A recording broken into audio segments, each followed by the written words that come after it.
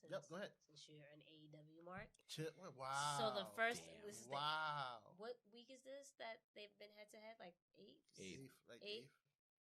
Finally, NXT comes in at, what is it? 916,000 viewers, where AEW came in at 839,000. Do you think this is going to last? I don't think so. Nah, I think this is a go-home show. The invasion's been going crazy. Triple H hitting them with the open door policy. You don't know who's going to come through NXT. Yeah. So everybody's like, yo, I'm watching this first. Yeah. So I think that's the general consensus with everybody. I will say, though, the two matches, again, the tag team matches that we were discussing, really showed okay, damn, this is what NXT has to offer. Anybody that was skeptical in regards to NXT, I thought they helped their case in that sense, but I don't think it'll keep up. What you think, Jeff? I don't give a fuck about the ratings.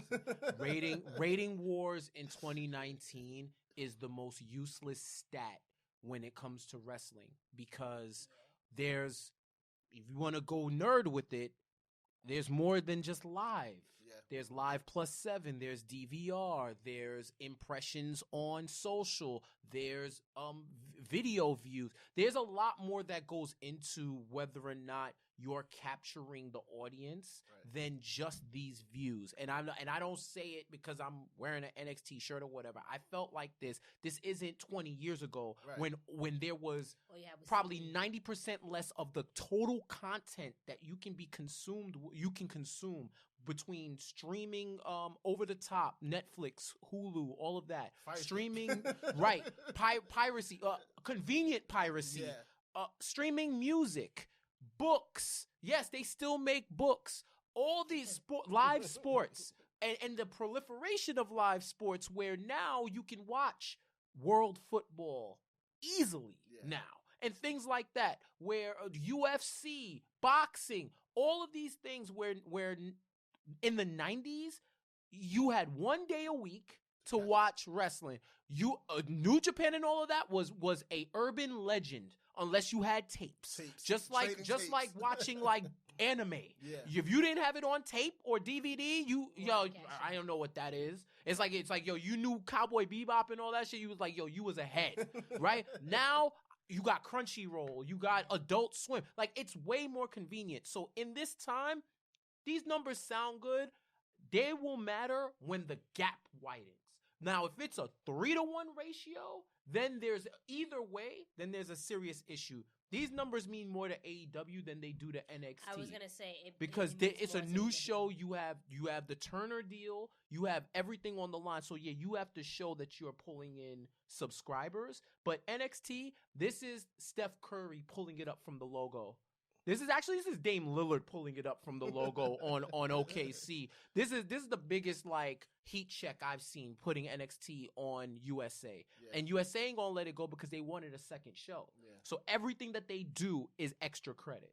They won't care. And the worst thing they could do, worst case scenario, is they go back on the network.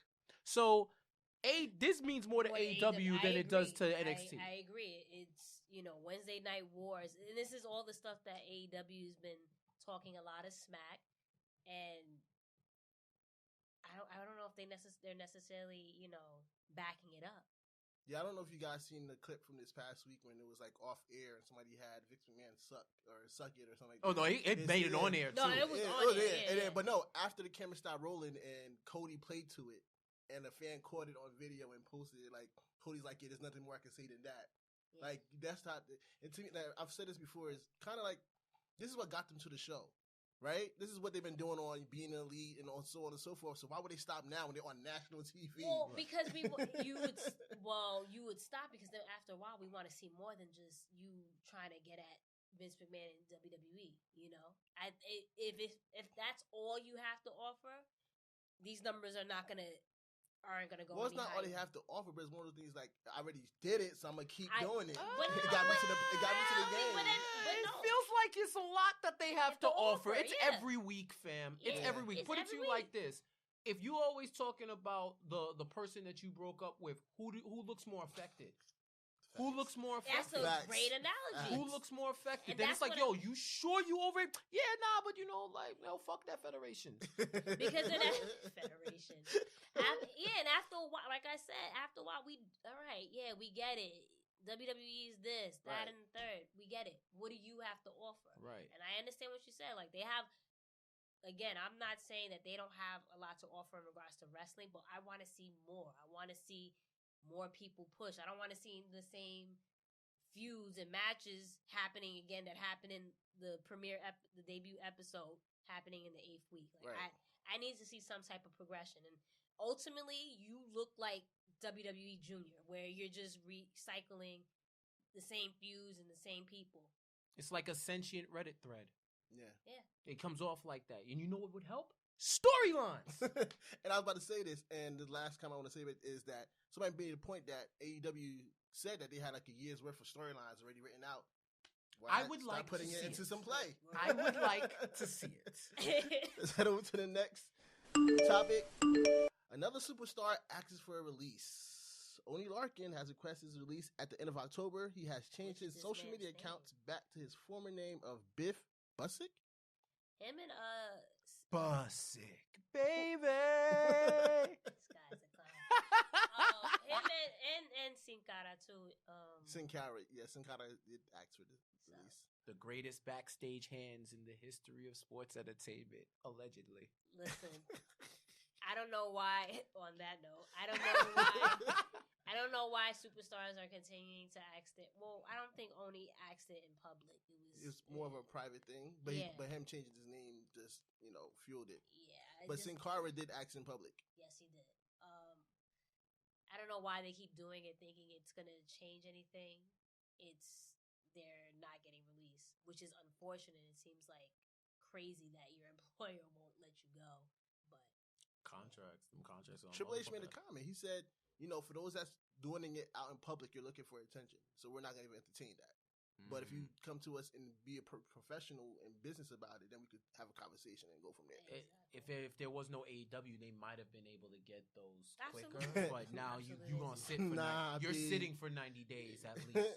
I think that's so stupid because ultimately, why hold someone that you're not gonna use? And two, that person may not even pop off in AEW or another promotion. Look at Shawn Spears. Right. I think what you're gonna see going forward is that's a large fact. That's a colossal fact. But I think what you're gonna start seeing is people, they got too many folk anyway. Right. There's between the three brands. Yo, if you're not happy, if you don't like it here, then go. Yeah. Honestly, why have someone keep people there and you're not happy? It brings down morale. And if you plan on focusing on other people, it doesn't make any sense. But if then you don't sign those contracts then. Yeah. And I get it. I'm just saying, like, you gotta, like, once you sign the contract, you know what it is. Yeah, you know what it is. So it's like, they're in a tough position, and I would have hated if I was working at a place and I didn't want to work there and I wanted to leave, and it's like I can't because of a freaking contract. Yeah. But you know. You did put yourself there, but at the same time, you gotta finesse it the same way everybody else does. Yeah. You asking for it in public, you're probably not gonna get it. If you go back in private, like, hey, I don't think this is working out, I don't think that's working out. Right. Let's see what happens. Heading over to the next segment. On that note, next topic, carrying on the name, Cody Rhodes is now the owner and has the trademark to Dusty Rhodes. WWE has been holding on to the trademark to the name. And he also trademarked Bash at the Beach, which will be the name of AEW's episode. I thought it was a pay-per-view. No, it's the episode. Got it. January 15th in Miami. Which, like, come on, yo. It defeats the purpose. Like, you're wasting a name of a pay-per-view for a weekly. Why are you using an old... and, Bash at the Beach, that's like... Yeah. They're never, WWE is never going to use that because of SummerSlam. Right. Like, you never, and NXT, and it's not going to be NXT TakeOver Bash at the Beach. You know what I mean? Although that would be funny to do before SummerSlam, but, have the name, have at it. But Why wouldn't you just make it one of your pay-per-views? That's or why when special I looked, events. when I was reading it, I was like, not a normal episode of Dynamite. Nobody want to go to a Dynamite bash at the beach. But at the same time, I feel like why even use it in general when people are already comparing you to WCW on the WCW network? Why do you even need that name? I understand Dusty Rhodes, your dad name, and you want to write books, and you want to do movies. Go ahead. Yeah. But people are already comparing you to your old product, like old product. Why would you want to reference it? That's the whole reason I wouldn't take it. I wouldn't take Bash. I get it, but the fact now you do have it, make it a pay-per-view. I don't see why. Or even a special. Yeah, make it a special. So now he'll be called Cody Rhodes. No. Just his dad name, Dusty Rhodes. Okay. So WWE still has ownership of the Cody Rhodes. Wow. So that's petty as fuck. I think WWE once it goes out, they'll let them have it. Yeah. Because they're still very cool. Yeah. It's just business now, but they left on good terms, and and it's just they're so. When they do, I don't know if WWE is gonna do it, if AEW starts making a documentary arm or whatever. But when they do the documentary of how we got to AEW, there's so many intricate details to like Triple becoming like Hunter becoming like the other son. Out of nowhere, and then it's like Cody seeing this, and then it's like, are you family? But then it's business, and then you my boss. But then it's like, yo, it's so deep, like so much different lines. That's why I said I don't think the fact that they he got the trademark to Dusty Rhodes, you know what it is, because they could have wrapped that right back up like nope, but they let him go like all right. There's some things that are just best for business, and I think on a whole lot of levels that is absolutely. Heading over to our next topic. Alicia Fox speaks up. Fox hasn't been seen on TV since Raw reunion in July and last had a match or a main event in April. Currently, her profile is listed as an alumni section of WWE.com. Fox spoke up on her Instagram and admitted that currently she is battling with alcoholism. She shared that she is currently a couple of months sober and still working hard at it. Good for her. Yeah, definitely. And, we've heard reports in the past couple of months of like her battling it and just being really erratic and backstage and everything. So it's good for her to own it up and then put it on the front street, and her fans can support her. Yeah, man. Ratings spike up for WWE backstage with the return of not yet. Okay. Go ahead. Yeah, the soundboard. Go ahead. Look in my eyes. Living Color about to hit me with that. I don't got it. Did y'all notice that on was it Raw? They didn't even play it. They didn't play it. We got the generic creator character music. Wait. Vince was like, we don't got that. Not today. I was like, where's the music? But we didn't get a chance to talk about it because when he came back last week, we didn't have an episode. But seeing him on WWE platform, even though it's not WWE, but seeing him on WWE platform, it was kind of like bittersweet because it was like a teaser. It wasn't exactly where we wanted him to be. I wouldn't say it was bittersweet. I tell you, it was a breath of fresh air just to hear him not sugarcoat anything, right? He was like a lot of it is good, a lot of it's bad. I don't know this guy, you know what I mean? Right. Stop. Things shouldn't be forced, like with the women, the thing that he said about women's wrestling in regards, don't force the revolution down our throat. And I get that. They make a big thing about the first this, that, and the third, where just let your women go out there and fight. You know what I mean? Right. So I like that. I just like that it's not going to be, especially you saw that moment when he was speaking, like they were talking, and then he went to Paige. He's like, and he, tried to troll her into saying something. Like, I like that. He doesn't have any filter. He doesn't have a loyalty to WWE. He's gonna say what's on his mind. Yeah, so I thought that I was cool with that. It was good. It was good to see him. I just hope he doesn't become wrestling Twitter, in the embodiment of wrestling Twitter, where like, fam, you said you haven't been watching in 6 years, but then you have commentary on stuff that you allegedly wasn't watching.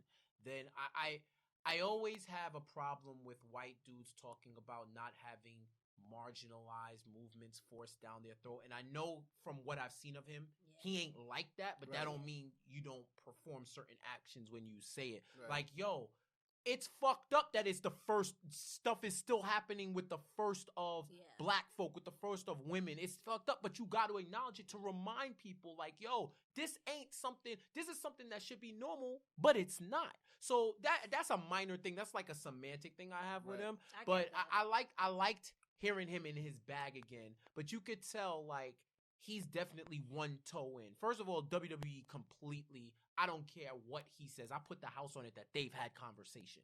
They've had certain conversation. Otherwise, he would not be on backstage. Yeah. That's first off. Secondly, as far as him, it's funny he was talking about forcing stuff down his throat when he was basically forwarding an angle with Seth Rollins throughout that night with the whole tweet, but then he's like, well, I'm not going to do this, but then you keep mentioning Seth and you do that. Like, Punk knows what he's doing.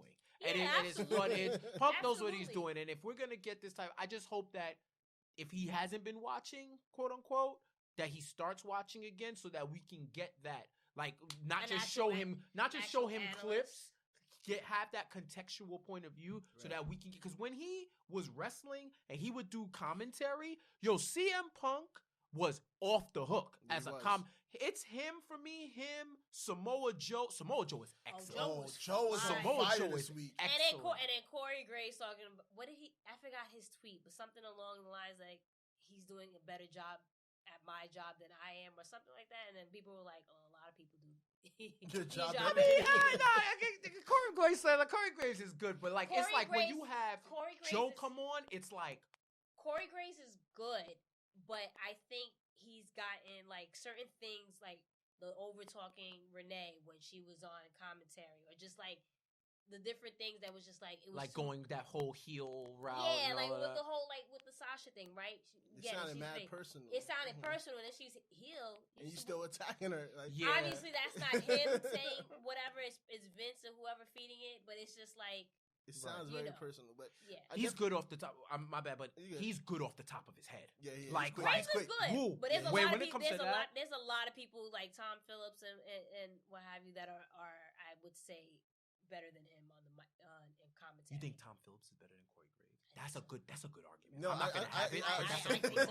I agree with that, because even during when the whole Saudi Arabia thing happened, I said this on our episode, is that whole team of Tom Phillips and Renee Young and Pat McAfee was so much better than the Saudi. I ain't gonna lie, they found a mix. They found a mix. That whole episode, forget it. They had great chemistry. They was feeding off each other. You see Pat McAfee act like a fan at the table. You see Renee punching in at the right moments. Like, and she had her like she was able to give her opinion. Exactly. And wasn't like just saying without Michael Cole and Corey Graves over like it's boss time. Listen, I mark out. No, say what you want about Cole, man. His clips, I get upset when he's not, like when Sasha wasn't on his thing and he was like, yo, do I get to say it? Somebody, oh my God, who said that? He was like, do I get to say it? It's boss time. Corey actually said it. Yeah. Cole isn't here, so I'll say it. Heading over to our next topic, ACH quits WWE. ACH took to his Twitter to publicly quit the company after feeling that the company has been racist towards him. When asked about his comments on Jay Lethal, he declined to comment any further and said that he has peace and no longer have beef on his end. He recently officially received his release from WWE and now taking his indie booking. Did he get his official release? They mailed it to him yesterday. And he was signing it on his Instagram and all that other stuff. But my thing is that now you don't have nothing to say about Jalito. Like, you don't want to have that conversation now because you said what you said and now you want to move forward. Like, you can't call somebody else. You got a CJ. Yeah, you can't just call him Uncle Tom. You got a CJ. You can't call him Uncle Tom and then like, all right, I'm done. I don't want to talk about it no more. Like, that doesn't work that way. Yeah, you don't insult someone. I would hope maybe like you apologize to the man or whatever the case might be. But that's not what it seems like. He seems like, I said what I said. Yeah. Arrogant about how everything is being handled, and I feel like I don't want to say that. I feel that we were duped. Because say it. If you feel like that, would say it. I don't. But the reason why I'm not going to say that because we on our bonus episode, racism in wrestling, R&R for my sake because I think I can't spell. There you go. On that note, it's a thing that it's an issue that we have today in wrestling. So I think it's a conversation that needed to be had. However, and remember, we had this conversation when you say, we need to talk about it. And I said, let's be careful because we have to figure out how we handle this. Right. And when we were discussing it, and I was like, I get what he's saying, but for us, right, since we work with the WWE shop, we're well aware that a lot of the shirts are on black backgrounds, right? Although someone should be there to be like, yo, this is not it. Someone who's like culturally aware of these things. Or hire diverse. Right. Exactly. Staff. A hired diverse staff would have caught on and been like, yo, this isn't it. Let's put this somewhere. Let's change it up a little bit. Right. That was my thing. Like, I can see from how the WWE shop or WWE, like, everything's on a black shirt. Yeah. So I got his gripe, but then at the same time, I was like, the way he's going about this is just like, it's a little too much. It's extreme. Like, I get it. You want your voice to be heard, but it sounds like you have issues. It's a-okay to say somebody's doing too much. Right. And he was doing too much. And he's still doing too much. Point. Because here's the thing. If I have a problem with my employer, guess who ain't going to hear about it? Y'all. Yeah, exactly. They're going to hear about it. And we're going to talk about it internally because I consider wrestling a creative profession. Yes. And I'm in it's a sport and it's part creative, right? And I'm in a creative profession too. And a lot of times when people get into these positions where there's not a rigid work structure like corporate America, like the corporate America, and it's more free flowing, it's more loose, it's more there's a more free flowing structure. People come in and think that it's a game, that there's not a job, that there's the basic tenets of professionalism and just decorum and just a way like tact. They throw it out the window because they're like, yo, I'm going to be me. I'm going to be authentic. And I came out the mud and blah, blah, blah. No, fam, you got to follow certain things. Yeah. Just like people will respect you more if you, like, as soon as I would have saw that shirt, I'm on the horn. First person I'm calling is, matter of fact, I'm probably calling Hunter first. Right. Like, yo, Hunter, who do I talk to in WWE shop about this? Because I think they missed, like, this shit's gonna be a problem. Because that's how I'm gonna come at it. And it takes years of just knowing that type of stuff, but that's how I'm gonna come at it. Yo, I ain't gonna hold you. This is a little racist. So we gotta switch up the shirt. I don't even think it's years of knowing because it's just, if it's... Experience, period. Period. But I'm just thinking as an adult, if I wasn't comfortable with something and I would do the same thing. Yo, not all adults out like adults though. That's very true. You know what I'm saying? Because you think about it. Because like, let's keep it a stack. These were all MS Paint shirts to begin with, so it wouldn't have been a problem for them to flip it. Right. Like they wanted to get everybody a shirt. They released 30 NXT shirts that day, and I have some source that told us there was only 2 people working it. Right. So and trust me, that shit is stressful. We also, and I remember like just talking to my friends, I'm like, wait. It looked like, because, with the WWE shop, they have this section where it's like custom tees. It looked like this was all for custom tee stuff. And I was like, wait, what? This is crazy. Like, everyone, literally, their reaction was like, what the hell is this? So it was literally something rushed out like, yo, let's get something out, which was not needed. I don't think everyone had to have a shirt. Well, they did it because of the USA deal, and it felt like more eyes and blah, blah, blah, blah, blah, blah, blah.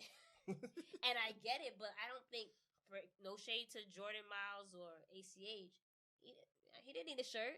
You know what they could have did? Because they're WWE, they could have sourced it out to folks who make shirts. Like, yo, we're trying to do this. I know. I'm just saying, like, when I think about what's best for business, right? That shirt was not best for business. That shirt was not best for business. A lot of those shirts weren't best for business. But at least be trash and be not culturally offensive. You know what I mean? But I still think he spoke out. He chose to speak out the way he spoke out, right? All right, fam. After that day, it's over. Like, you made your point. People spoke up. They took down the shirt. I'm pretty sure you reached out to him and everything. Like, he emptied the whole clip when there wasn't an army to fight. Yeah, like, sometimes you're just wasting bullets. Yeah. And then when you waste bullets, what happens? You have nothing, no more ammo left to fight. So when the real fight comes to your door, you asking for your release on IG Live. And not even that. Who wants to hire you afterwards? Yeah, you're doing a couple of indie shows, but you don't look like I can hire you. If I'm someone that's looking from the outside in and I need new talent, you look problematic. They already like, we're not touching that. Maybe Ring of Honor. They need some help right now. with Jay Lethal there. That should be a breakthrough. Ring of Honor sound like Ciampa's theme music the beginning now, the way they looking. Like, I didn't get a chance to put that in our pit, but that Ring of Honor situation. What is exactly going on? Because I feel like it's everybody's Kiki Palmer to Ring of Honor right now. Joe Mercury is just dropping all the information backstage. Like, I've seen people going off about like the way shit is going on. But the recent thing that happened is that apparently the general manager tweeted out, text one of the people like, "Yo, such and such booked Haku's son, Haki Leo." And it's like, well, that's a waste of money. So now everybody from New Japan is like, oh. It's a waste of money. So now, Ring of Honor is like, psh. But we spent enough time on this. Yeah, we gotta get some predictions. Don't worry, they'll get bought out soon. Yeah. Jim Cornette resigns from NWA this past week. There was an episode where, do you have the exact quote here or no? Yep. It's on the second bullet point. When cutting a promo, Cornette made the following statement: Trevor Murdoch is the only man I've ever known that can strap a bucket of fried chicken on his back and ride a motor scooter across Ethiopia. I'm gonna leave it at that because that's the part that obviously stood out. But yeah, I mean, racism in wrestling, right? You have the same old white men that are still dictating the sport and putting their toxic views and comments into it when we need more diversity, essentially. I haven't got a chance to watch any of NWA Power. Shame for that reason. Shame on NWA because this was pre-recorded. And they could have edited. So you had all this time to edit it, and you did it. Had it been a live feed, that's a different story. Mm-hmm. But the fact that you and it was a few months, right? It wasn't even weeks, whatever the case might be. It was pre-recorded, and you didn't do anything about it until it's like, oh, we're sorry until you get caught. Yeah. You know what I mean? Mm-hmm. And you didn't do anything. Fuck that and fuck y'all. Well, here's a few problems. One, you have no black people in your entire operation, especially in production. You have no black people because if I would have heard that, I would have said, "Yo," as pre-recorded, I'd have said, "Y'all, it's what we can't run that. You better mute him or something because we cannot run that." It's literally what we just said for the prior topic and then our conversation for the episode. If there was more diversity in these positions of power, this doesn't happen. Right. It doesn't fly. Well, I'm not really surprised that Jim Cornette would be the person that says that. Like, he probably thought he was in the other NWA and thought that everything else could fly. Like, he thought he probably was a Cuban and thought that the NWA standing for something else. But yo, I have to say that's the most eloquently racist shit I've ever heard. Because when he said, like, I heard it and I was like, yo, that was like articulate racist poetry. Yeah. That was like Edgar Allan Jim Crow Poe. Bro, I was like, yo. Yeah, because it wasn't something that came off the dome. I thought about it. Yo, those were written lyrics, bro. That was not a free. And if it was a freestyle, that's a different type of racism. That's a different type of like, yo, he said strap. Yo, fam, he said if he was riding through Ethiopia and strapped a bucket of fried chicken in Ethiopia, and he could take care of himself. Like, yo, what? And this is for Trevor Murdoch. I'm not sure what his character is right now in the NWA, but when he was in WWE, his character was kind of redneck and, you know. Yeah. So to think that you could connect those two like that. But see, and this goes what we were saying in the episode before. It's like, yo, if we said anything wild like that, forget it. But time and time again, they seem to say offensive things and think, oh, well, I didn't know. You gotta know that's offensive. Like, what? How do you figure that's not offensive? Because they're ignorant, yo. And the thing is, and here's another thing. Stop apologizing. After the fact. Not even, no. If you're gonna apologize, don't say because of what some people may deem offensive. Yeah, Fam, there's a lot of people, not some, because they're offensive. They're offensive. There's nothing, like if Jim Cornette was a racist character, then I would say, you know what? For the carny wrestling aspect, that's still wild. If y'all gonna go with that, y'all better make it known that this shit is just like that disclaimer. Once again, say what you want about WWE, but they're professional a whole nother level. Fuck, Disney themselves was like, yo, some of our old shit was racist, y'all. So when y'all watch this, hold viewer discretion. Some of this shit was racist. Hold your think pieces. Man. Yo, you gotta get out in front of it. So if he was if he was a racist character and he said that, then I'd be like, okay, I hope they're making it known that this is showing this is his gimmick and this is what it is. And even so, that's a bridge too far. But this is just Jim Cornette being Jim Cornette. He thought he was being provocative. You know what I'm saying? And now it's gonna be all.